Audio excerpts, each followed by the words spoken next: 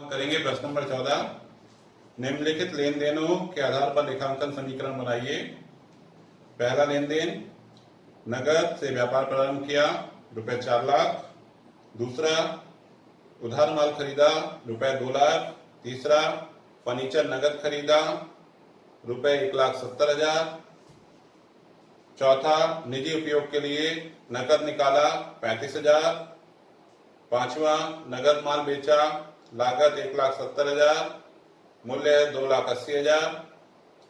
उधार माल बेचा 15,000, लागत मूल्य है 25,000। लेनदारों को भुगतान किया 1,85,000 और उनसे बट्टा प्राप्त किया 15,000 और फर्नीचर पर हाथ लगाया ₹20,000।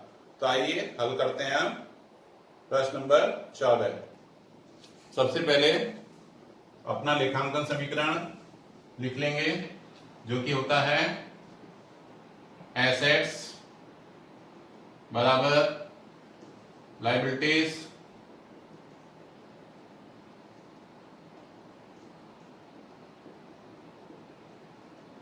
Plus capital.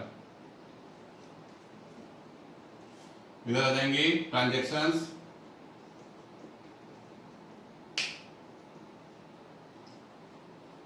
ट्रांजैक्शंस नंबर 1 देखिए, प्रश्न में दिया है नगद से व्यापार प्रारंभ किया, 4 लाख रुपए हैं, तो हमारे पास कैश होगी। व्यापार के पास कैश आएगी, रुपए होंगे 4 लाख और व्यापार के पास कैपिटल हो जाएगी, कोई लायबिलिटीज नहीं है। यहां पर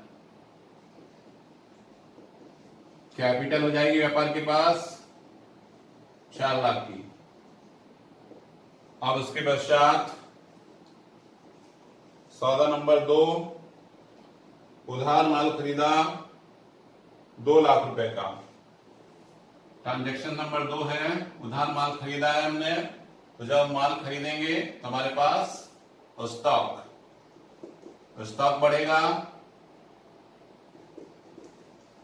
समीकरण नंबर 2 में कैश में कोई परिवर्तन नहीं होगा, स्टॉक बढ़ जाएगा 2 लाख से। और जब उधार माल खरीदेंगे तो साथ साथ हमारे क्रेडिटर्स भी बढ़ जाएंगे लायबिलिटीज में।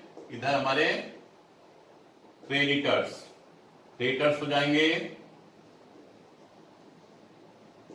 2 लाख के। तो इस प्रकार से कैपिटल में कोई परिवर्तन नहीं आएगा। तो इस प्रकार से जो हमारी लेखांकन समीकरण बनेगी, नई लेखांकन समीकरण, वो इस प्रकार से होगी।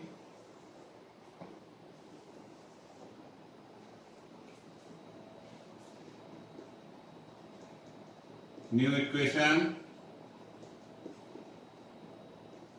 कैश हमारे पास होगा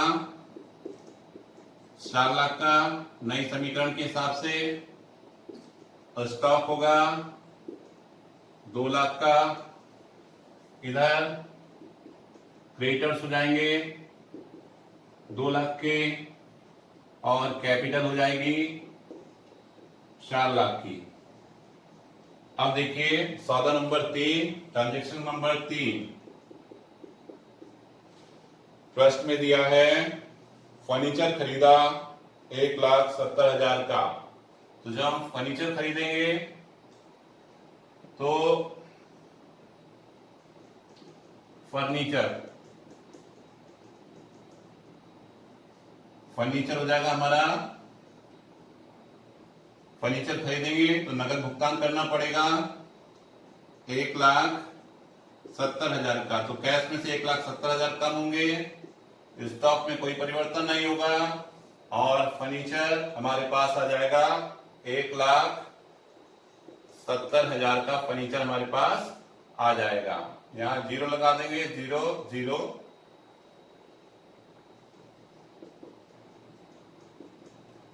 देखिए इस प्रकार से। तो इस सौदे के पश्चात दायित्व पक्ष में कोई परिवर्तन नहीं है और क्रेडिटर्स में भी कोई परिवर्तन नहीं, कैपिटल में भी कोई परिवर्तन नहीं है।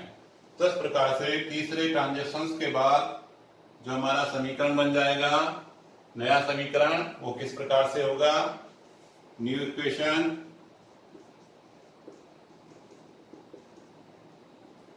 तो नई समीकरण जो बनेगी, कैश हमारे पास 4 लाख था, 1,70,000 का हमने फर्नीचर खरीद लिया, तो कैश हमारे पास से 1,70,000 कम हो जाएगी, तो माइनस कर लेंगे। तो इस प्रकार से ये हो जाएगी हमारे पास 2,30,000। 2,30,000 की कैश रहेगी, 2 लाख का स्टॉक रहेगा, फर्नीचर हो जाएगा 1,70,000 का, और दायित्व पक्ष में क्रेडिटर्स हमारे रहेंगे 2 लाख के, और कैपिटल हमारी रहेगी 4 लाख की।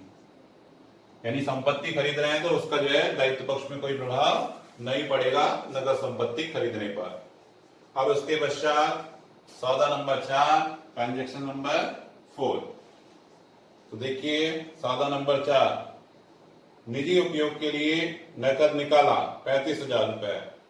तो ड्राइंग्स आहरण कर रही है, ठीक है, व्यापारी के द्वारा आहरण हो रहा है 35,000 का। जब नकद निकालेंगे तो कैश कम हो जाएगी हमारी 35,000 से, और इधर पूंजी में से भी गए, पूंजी घट जाएगी 35,000 से।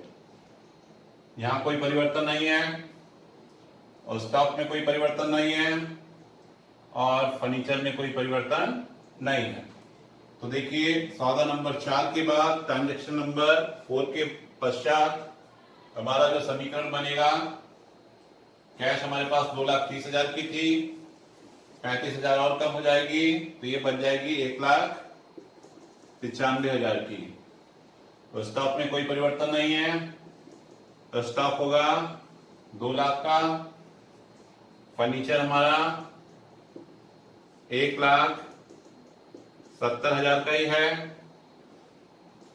क्रेडिटर्स में कोई परिवर्तन नहीं है। अब कैपिटल में से 35,000 कम हो जाएंगे, तो ये बच जाएंगे हमारे 3,65,000 की कैपिटल रह जाएगी। तो इसके पश्चात ये हमारी हो जाएगी न्यू इक्वेशन।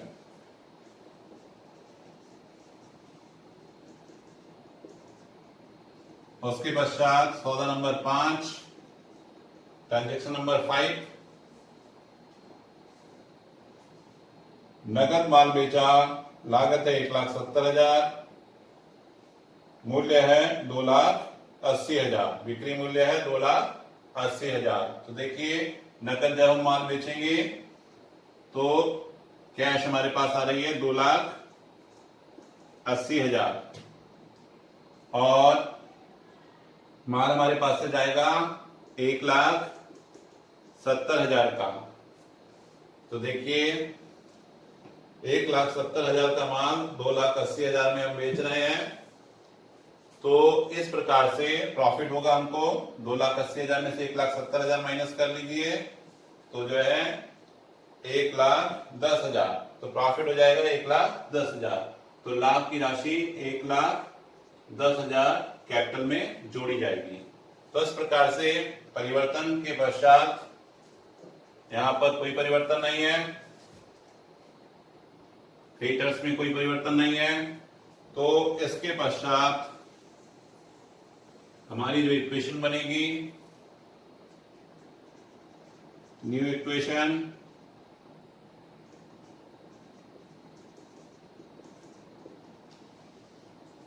जोड़ लेंगे 1,95,000 पहले था, 2,80,000 और आ गया,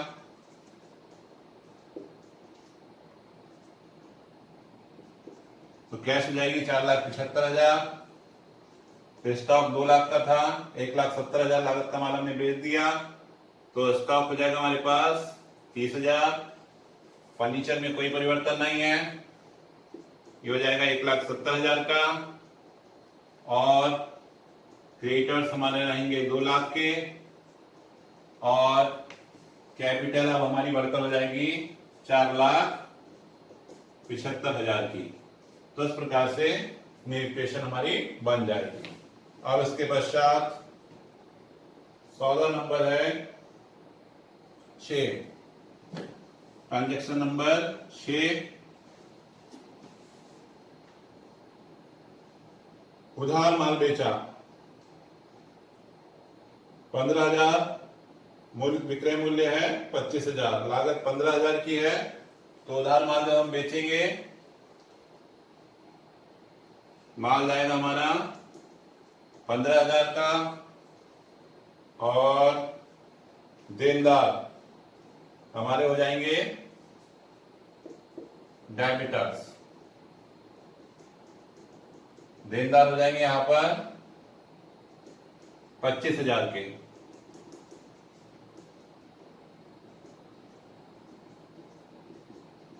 यहां 0 लगा लीजिए सब में।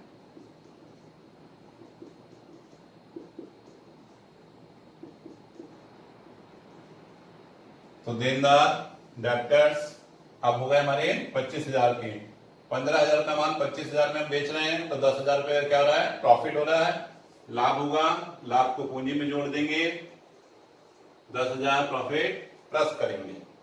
तो इस प्रकार से छठी जो ट्रांजेक्शन है उसके बाद हमारा जो लेखांकन समीकरण बनेगा वो हो जाएगा, कैश हो जाएगा हमारे पास।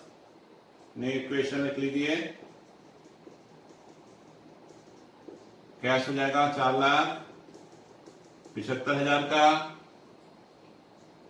स्टॉक 30,000 का था, 15,000 का माल उधार बेच दिया, तो शेष बचेगा 15,000। देनदार हो जाएंगे हमारे 25,000 के। फर्नीचर है हमारे पास 1,70,000 का। क्रेडिटर्स हो जाएंगे 2 लाख के, और कैपिटल हो जाएगी 10,000 बढ़ जाएगी, तो 4,85,000। तो इस प्रकार से हमारी नई इक्वेशन बन जाएगी। और उसके पश्चात सौदा नंबर 7, ट्रांजैक्शन नंबर 7। सौदा नंबर 7 है, लेनदारों को भुगतान किया 1,85,000, उनसे बट्टा प्राप्त किया 15,000। तो देखिए,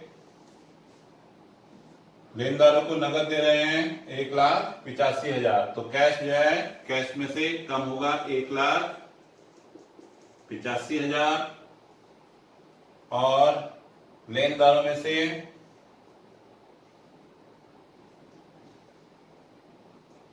क्रेडिटर्स में से घटाए जाएंगे पूरे 2 लाख। जो है फायदा हो रहा है हमारा 85,000। 2 लाख में से जो है 1,85,000 माइनस कर दीजिए, तो संस्था को लाभ हो रहा है 15,000 का। तो इस प्रकार से नई इक्वेशन बन जाएगी।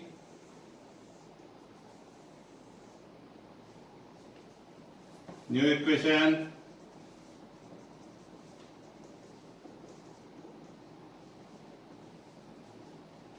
$4,75,000 कैश था, 1,85,000 भुगतान कर दिए, तो ये माइनस कर लीजिए। 17 में से 8 गए, 9 बचे, 2,90,000।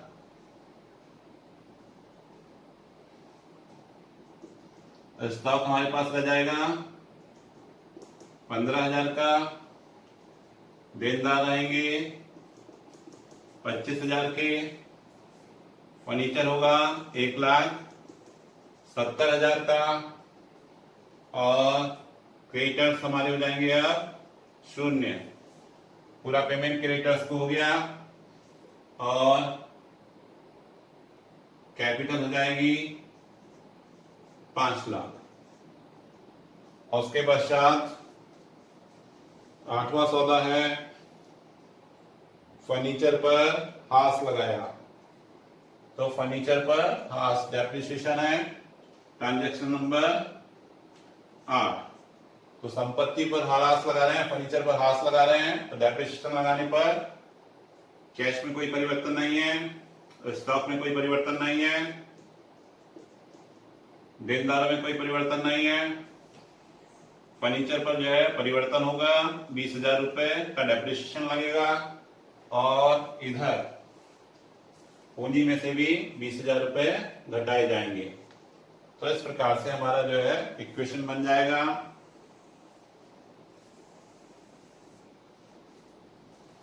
न्यू इक्वेशन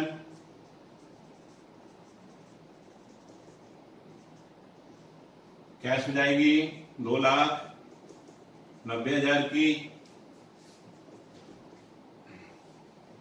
स्टॉक हो जाएगा 15,000 का, देनदार हो जाएंगे 25,000 के और फर्नीचर हो जाएगा 1,50,000 का और इधर क्रेडिटर्स कुछ नहीं है और कैपिटल हो जाएगी हमारी 4,80,000 की।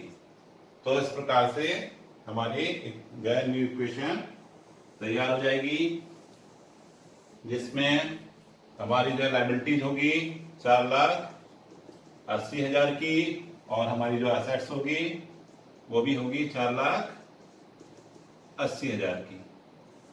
तो इस प्रकार से हम सवाल हल कर लेंगे। धन्यवाद।